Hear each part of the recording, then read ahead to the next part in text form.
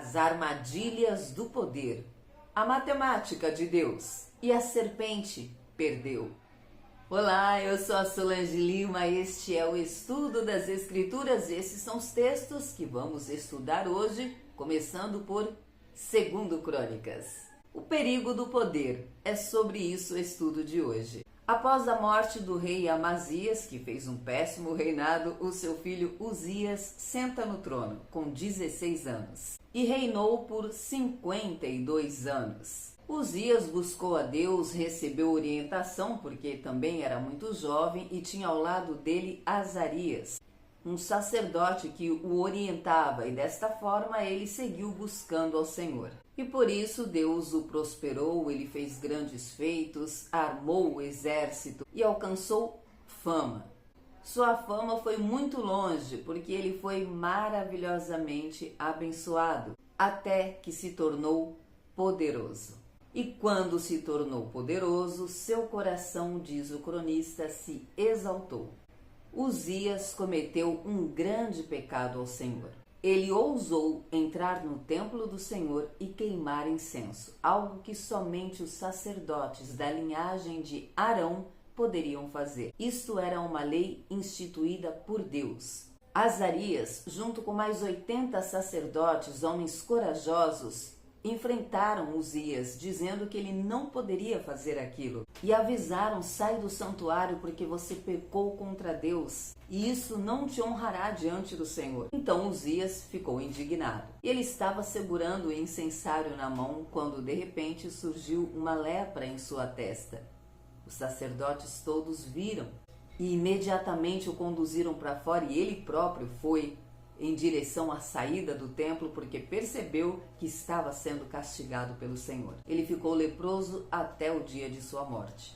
O seu filho Jotão ficou reinando, cuidando do povo, enquanto o seu pai, ainda sendo rei, estava afastado. Ele teve que ser afastado do trono, afastado de suas funções, ficar no lugar isolado, porque estava leproso. Com a morte de Uzias, Jotão, então, aos 25 anos, assume definitivamente o trono. E ele fez um bom reinado, andou em retidão ao Senhor.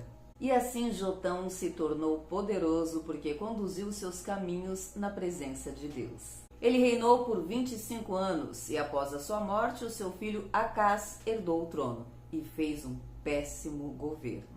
Ele tinha 20 anos quando começou a reinar e já logo de cara começou a adorar outros deuses, profanou o templo do Senhor. E por isso o Senhor os entregou nas mãos dos sírios, que os derrotou e levou um grande número de pessoas cativos para Damasco. E Deus também os entregou nas mãos do rei de Israel.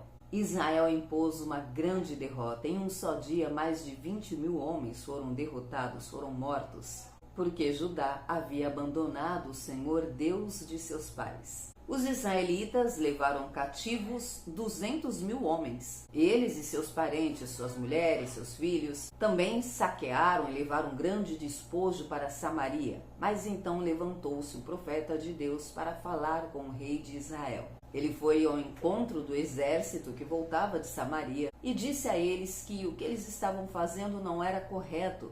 Afinal, era o povo de Deus. Tanto Israel quanto Judá eram todos povo de Deus. Eram irmãos. E o profeta os questionou: vocês querem escravizar os homens e mulheres? Por um acaso vocês também não se tornam culpados diante de Deus? E então alguns chefes temeram, se levantaram contra aqueles guerreiros que estavam subjugando o povo de Israel, e dos despojos deram roupas para aqueles cativos, cuidaram deles, alimentaram e dispensaram. Os conduziram até a cidade de Jericó e depois voltaram para Samaria. Então Acás busca socorro ao rei da Assíria, porque agora foram invadidos pelos edomitas, que levaram tudo. Então ele fez uma aliança com o rei da Síria, mas se deu muito mal nessa aliança. Ele saqueou o templo do Senhor, o palácio real, dos príncipes, e deu tudo ao rei da Assíria. Mas isso não bastou. E o cronista relata que mesmo diante de sua angústia, ele não buscou ao Senhor. Ao contrário, ele adorou os deuses sírios, porque ele concluiu que, tendo saído vitoriosos, tendo os sírios levado o povo cativo para Damasco, o Deus deles era poderoso. Então ele concluiu: vou pedir que ele também me ajude, o que não faz nenhum sentido. A desgraça dele foi ainda maior e se espalhou por todo Israel. Ele continuou pecando contra Deus, levantou altares dentro do templo, adorou, idolatrou, fez tudo o que desagradava a Deus. E então chegou o dia de sua morte e ele também não foi enterrado junto com os reis de Israel. Foi sepultado junto com seus pais na cidade de Jerusalém, mas não junto com os reis. Ezequias, seu filho, agora vai reinar em seu lugar. Salmos.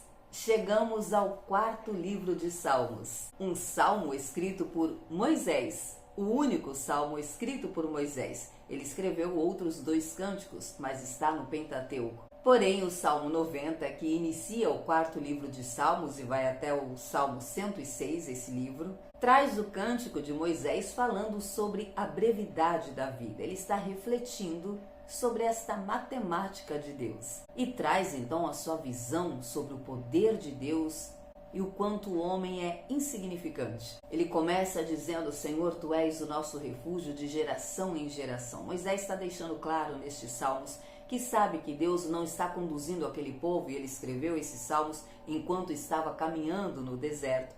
E ele deixa claro que sabe que Deus está com este povo não a partir da saída do Egito, mas sempre esteve, começando com Abraão. Deus sempre cuidou do seu povo. Ele fala antes que os montes existissem, ele está contemplando as montanhas e dizendo: antes que os montes existissem, tu já eras Deus de geração em geração. De eternidade a eternidade, tu és Deus. E então Moisés fala: tu fazes o homem voltar ao pó. E então Moisés faz uma observação muito interessante que mostra que a contagem do tempo, que a matemática de Deus é completamente diferente do homem. Moisés diz que aos olhos de Deus, 1000 anos é como uma noite que passa. É como o dia de ontem, como a vigília da noite. É daí onde vem o contexto. Um dia para Deus é como 1000 anos. Moisés fala ainda, dentro da brevidade da vida, do enfado e da canseira. O que Moisés está trazendo neste salmo é o entendimento de que era para o homem ser imortal. Este foi o plano original de Deus, mas ao entrar o pecado no mundo, Moisés está agora reconhecendo que nós nos tornamos perecíveis. Nossos dias estão contados, nossa vida é breve. Voltaremos ao pó. E isso fica claro no verso 8, quando ele diz que Deus colocou diante dele todas as nossas maldades e lançou sobre nós a luz do rosto dele, do Senhor, que revela os nossos pecados ocultos. Uma profunda reflexão de Moisés que nós vamos seguir estudando amanhã. Atos dos Apóstolos. Após o navio, a embarcação ter sido destruída, os soldados decidiram matar os prisioneiros para que eles não fugissem, porque eles estavam conduzindo os presos até Roma para serem julgados diante de César. Mas Deus, para proteger Paulo, usou o centurião que quis salvar a vida de Paulo. E, portanto, mandou que todo aquele que soubesse nadar fosse o primeiro a se lançar ao mar e alcançar a terra, e que os demais, que não soubessem nadar, procurassem os destroços da embarcação, tábuas, e se agarrassem nelas para serem salvos. E assim, todos chegaram salvos à terra.